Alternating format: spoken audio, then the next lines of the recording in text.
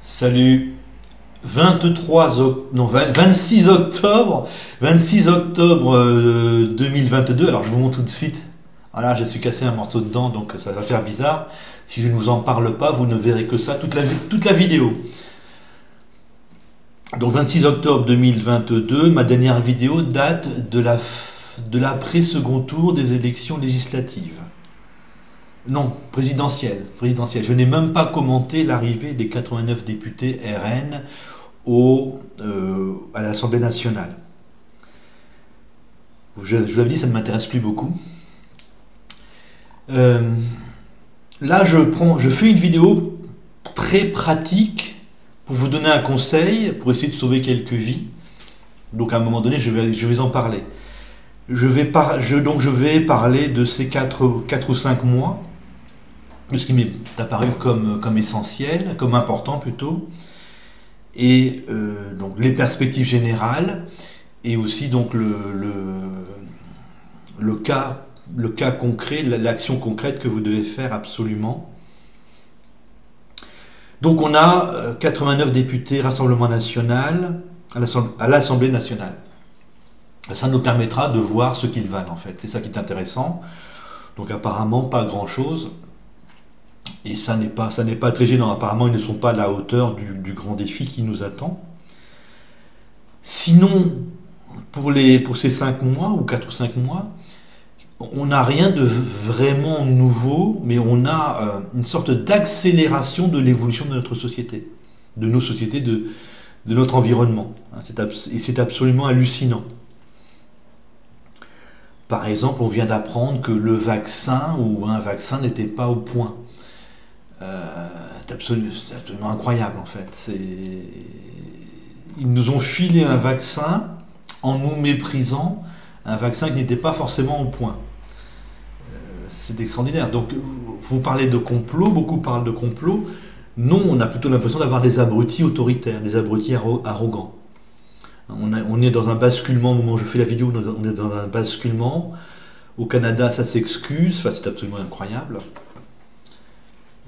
On est plus, pour moi, donc, dans des abrutis autoritaires qui se déchaînent plutôt que d'une préparation à une soumission des peuples. Ne vous inquiétez pas, le jour où les peuples se réveillent, les élites sont balayées. Vous avez l'Iran, elles enlèvent le voile. Et vous voyez comment ça se passe. On entendait parler de femmes qui refusaient de mettre le voile, et qui se faisait donc, qui était très sévèrement sanctionné. Puis au bout d'un moment, vous avez un événement déclencheur qui produit une émeute, produit quelque chose au niveau national. C'est une évolution normale en fait. Vous avez la jeune génération qui abandonne l'islam ou qui y croit moins. Ils sont de plus en plus nombreux. Et à un moment, donc vous avez là, dans un pays probablement dans un pays inorganisé, vous avez un événement déclencheur qui montre que, par exemple, les moins de 40 ans lâchent sur cette religion. C'est vraiment une question de génération. Alors, d'abord, c'est les jeunes, les moins de 20 ans, les 15-20 ans, puis 10 ans plus tard, c'est les moins de 30 ans, 10 ans plus tard, c'est les moins de 40 ans, et quand c'est les moins de 35 ans, moins de 40 ans qui en ont marre, qui veulent bouger les choses dans un pays relativement jeune, eh bien, ça craque. C'est simplement une bascule de génération. Mais c'est très important, ça nous montre quand même que l'islam recule. Alors les Français ne parlent que du voile, elles enlèvent le voile, mais normalement ça doit vouloir dire que l'islam recule, et ça aussi c'est très important. Les Français n'arrivent pas à comprendre que là-bas elles rejettent le voile et qu'ici elles veulent le mettre. C'est quand même intéressant de voir notre bêtise. Vous avez également la Suède et l'Italie qui ont voté anti-immigration. Donc pour la Suède, c'est très important parce qu'à la base, ce sont des sociodémocrates et ça vous montre que notre gauche peut très bien virer anti-immigration. Alors les gens de gauche peuvent très bien virer anti-immigration à n'importe quel moment, quand ils en auront marre. Pour l'Italie, donc c'est des latins en vieillissement ultra rapide. C'est des vieux, donc c'est des vieux comme les gens du bassin, comme avec la mentalité des gens du bassin parisien. Et donc l'Italie, c'est une droite anti-immigration qui reste dans l'Union européenne. Et là, ce sera intéressant de voir ce que l'on peut faire contre l'immigration dans le cadre de l'Union européenne.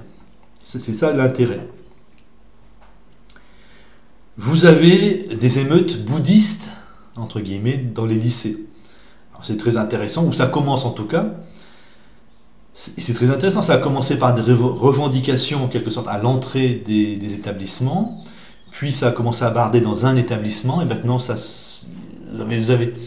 bouge dans plusieurs établissements. Et là, c'est très impressionnant de voir que Macron ne bouge pas. Il aurait dû bouger dès les revendications. Il ne se passe... Le gouvernement ne bouge pas et en quelque sorte l'émeute avance, la protestation avance. On est, semble-t-il, apparemment autour de 10-15 établissements où ça bouge, mais ça bouge bien.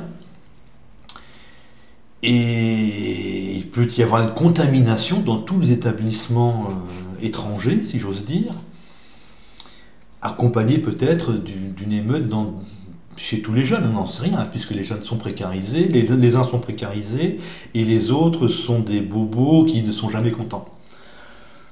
Donc ces 4 ou 5 mois du deuxième quinquennat Macron nous ont montré aussi à quel point il était j'essaie de ne pas être censuré, il n'était pas à la hauteur des problèmes, il était ailleurs en fait. On a vraiment l'impression, là on a vraiment beaucoup plus l'impression qu'avant, qu'il n'est pas du tout à la hauteur des défis qui nous attendent, ou qui sont là même. On a vraiment l'impression d'un type complètement à l'ouest. Je vous fais cette vidéo peu de jours après un meurtre particulièrement abominable d'une petite fille de 12 ans, par une OTQF, hein, les fameuses OTQF, tous ces gens qui... reçoivent une obligation de quitter le territoire français et qui y restent. J'ai appris par hasard qu'il y en avait 700 000. C'est un meurtre politique en fait, c'est un meurtre dû à une certaine politique, et c'est pour ça que ce n'est pas de la récupération, qu'on a le droit de râler, que c'est épouvantable. On en aura un autre le lendemain, donc on a le droit de râler tout le temps et immédiatement. Alors on n'est pas obligé de déranger la famille. Mais enfin, c'est un meurtre comme les autres. On a déjà eu des vieilles dames qui ont été violées, torturées puis assassinées. Mais là, comme c'est une petite fille, ça touche beaucoup plus. Ça touche beaucoup plus. Je ne pense pas que ce soit le meurtre de trop, mais encore une fois, ça fait bouger. Hein, ça fait prendre conscience aux gens qu'il y a vraiment un problème épouvantable en France. La gauche est du côté des délinquants. C'est très bizarre. Hein. On a vraiment l'impression que la gauche veut cette situation-là qui lui fait perdre toujours plus d'électeurs. La gauche, donc, la gauche elle-même, les Verts et les centristes. C'est très bizarre. Si on a de plus en plus d'assassinats de racistes, au bout d'un moment, vous aurez le Rassemblement National et Zemmour au pouvoir, mécaniquement, et très probablement en 2027. Donc c'est un meurtre... moi, je ne suis pas... Je suis pas touché par le fait qu'elle soit jeune. Je vous ai dit, on a des vieilles dames qui ont été violées, torturées et assassinées. Je trouve ça aussi immonde que le meurtre de la petite fille de 12 ans. Et même quand j'étais jeune, je trouvais anormal qu'on soit plus touché par le meurtre d'un enfant que par le meurtre d'un vieux. Alors j'ai un chat qui est là. Si vous entendez... Voilà. Si vous entendez du ronronnement, c'est elle. Donc voilà, on a un meurtre qui pour moi est un meurtre habituel, c'est pas nouveau, c'est malheureusement, mais qui a touché beaucoup les Français. Et je pense qu'on peut être plutôt content que ça se réveille là-dessus, parce que c'est épouvantable en fait ce qui se passe, c'est vraiment épouvantable, et on s'aperçoit que les gens, je sais pas, dorment ou ne bougent pas, ou sont majoritaires à ne pas bouger. Donc on a un meurtre qui a vraiment touché, vous vous rendez compte quand même, hein. On a des meurtres quasiment tous les jours, maintenant des meurtres racistes quasiment tous les jours, et c'est celui-là qui fait bouger les gens. Voilà.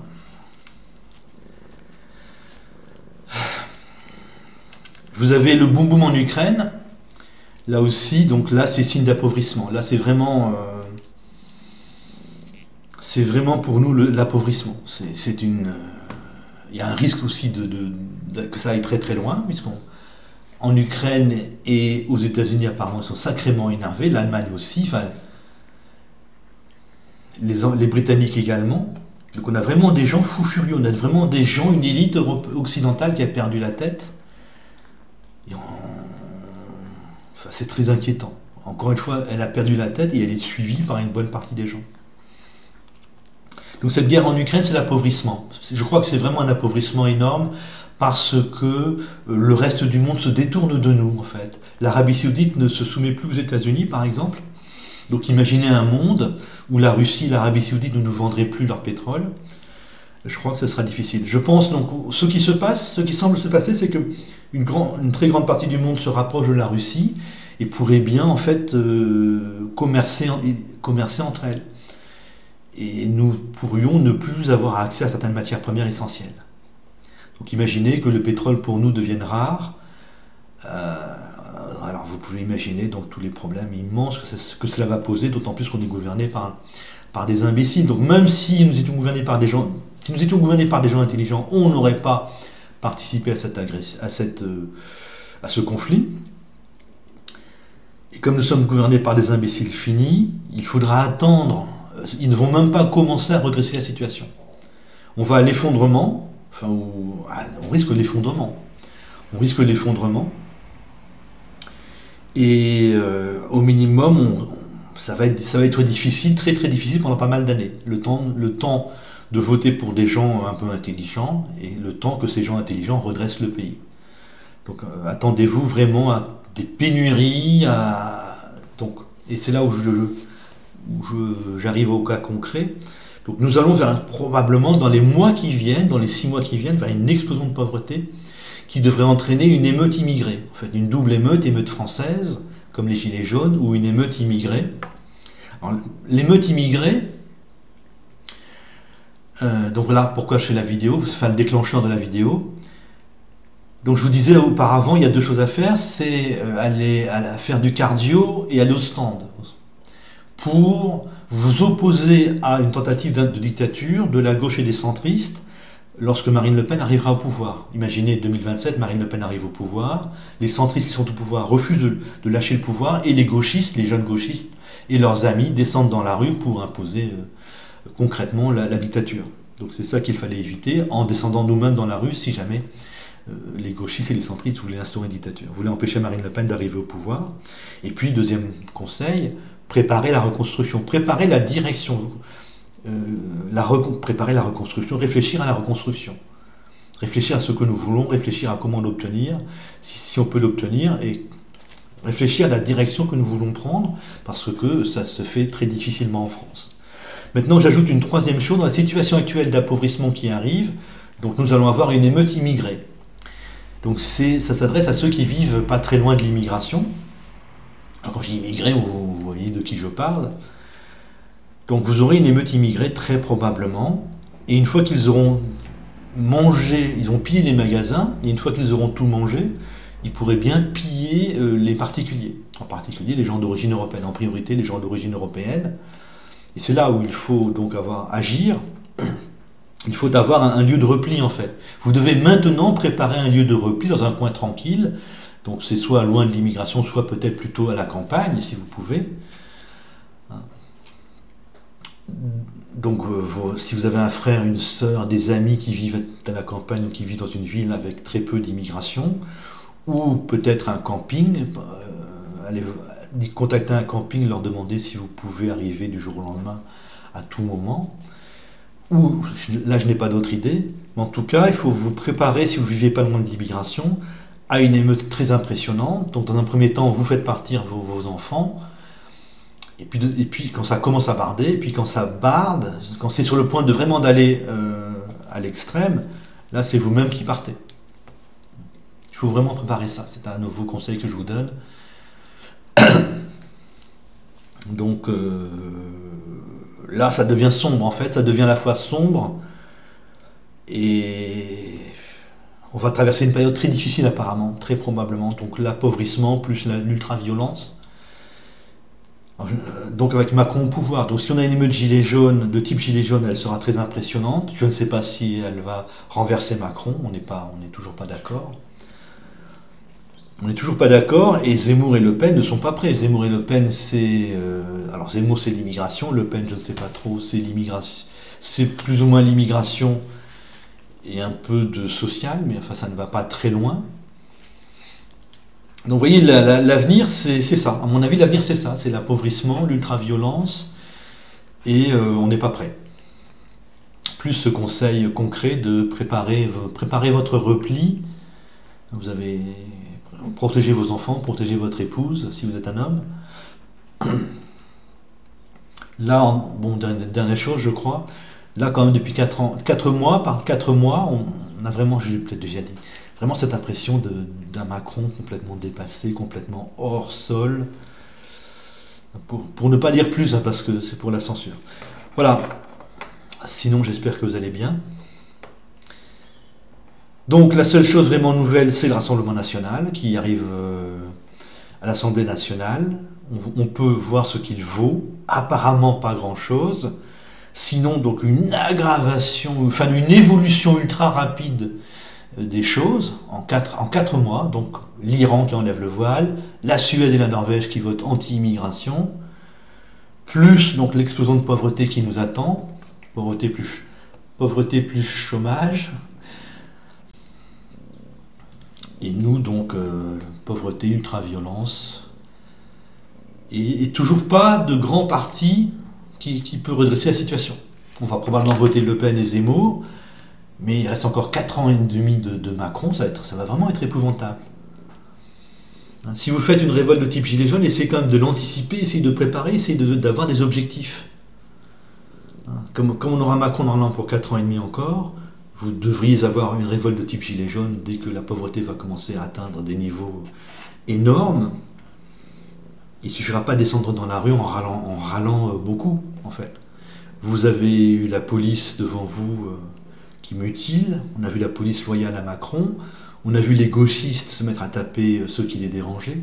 Donc une révolte de type gilet jaune en plus fort, ça pourrait bien encore être inefficace. Donc voilà, il faut penser à tout ça. Salut!